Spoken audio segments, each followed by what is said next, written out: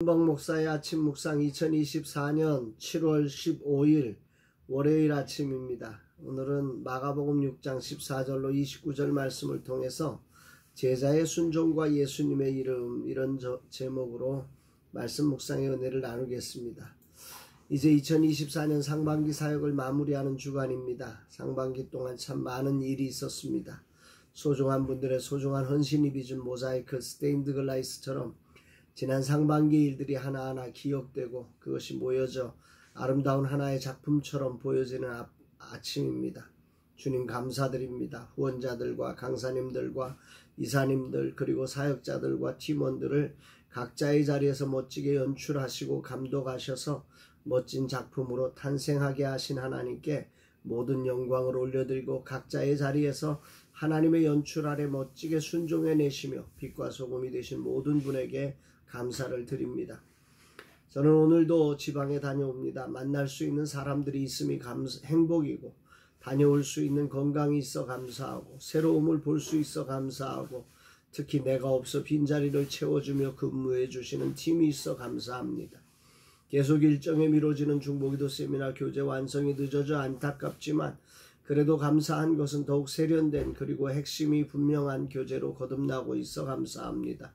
돕는 소중한 사역자가 있어 감사하고 이 모든 것을 조율해 주시는 주님이 대표가 되시기에 가능함을 고백하며 주님께 다시 감사드립니다.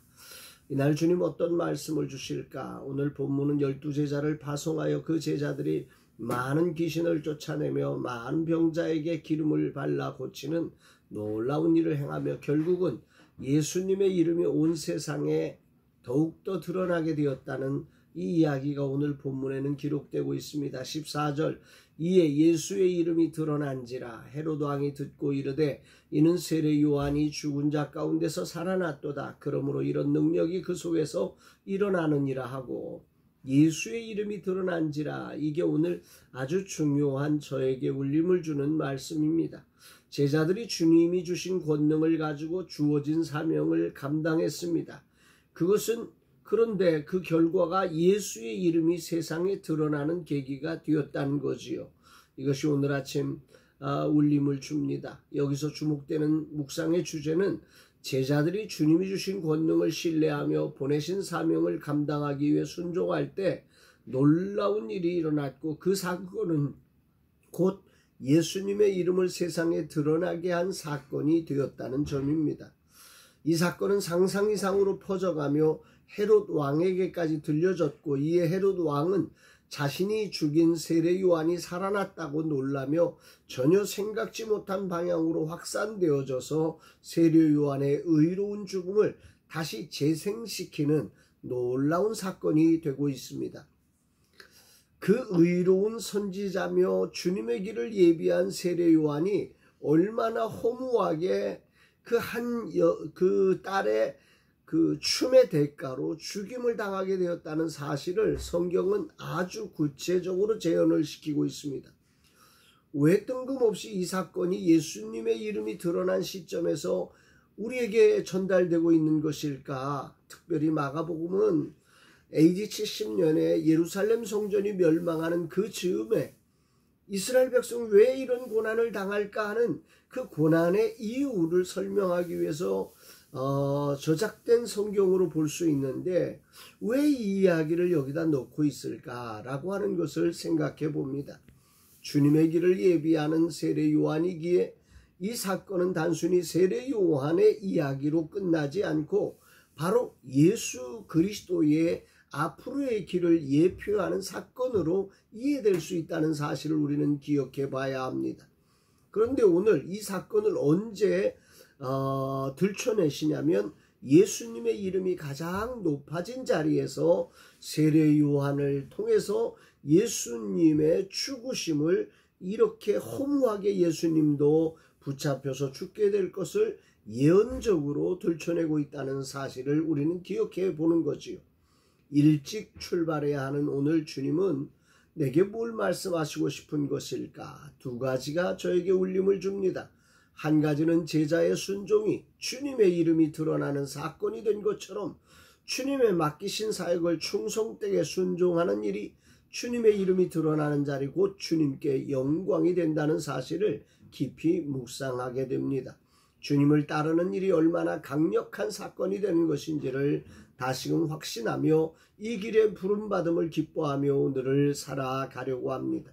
주님이 맡기신 일에 주님의 말씀을 품고 주어진 자리를 살아내는 삶이 곧 주님의 이름을 드러내는 자리며 주님께 영광이 되는 자리임을 기억하며 이 하루의 삶과 자리가 주님의 말씀을 품고 주님의 보냄받은 자로서 충성스러운 순종의 자리가 되기를 다짐하고 기도합니다. 두 번째는 그렇게 주님의 이름이 왕에게까지 전달된 그 순간 성경은 곧바로 주님께서 세례 요한처럼 그렇게 허무하게 억울하게 죽임을 당할 것임을 예언하고 있다는 사실을 돌아보게 됩니다. 이 사실을 알고 계셨던 예수님은 세례 요한이 드러나는 이야기를 통해서 자신이 져야 할 십자가의 무게로 얼마나 힘드셨을까 한번 생각해 봅니다.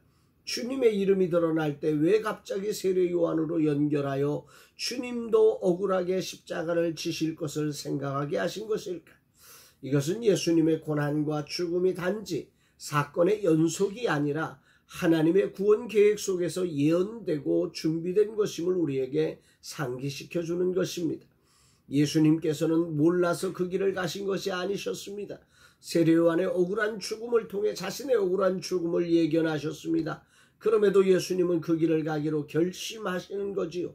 이유는 단 하나, 하나님이 세상을 이처럼 사랑하사 독생자를 주셨으니 이는 그를 믿는 자마다 멸망하지 않고 영생을 얻게 하려 하시기엔 아버지의 뜻에 순복하신 것입니다.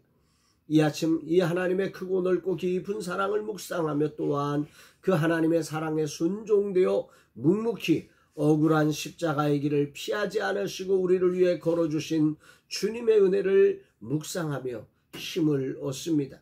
나도 주어진 사명의 자리에 이 하나님의 사랑과 주님의 은혜를 기억하며 성령 하나님의 도우심 속에 주어진 길을 피하지 않고 감사와 기쁨으로 걷는 하루가 되기를 다짐합니다.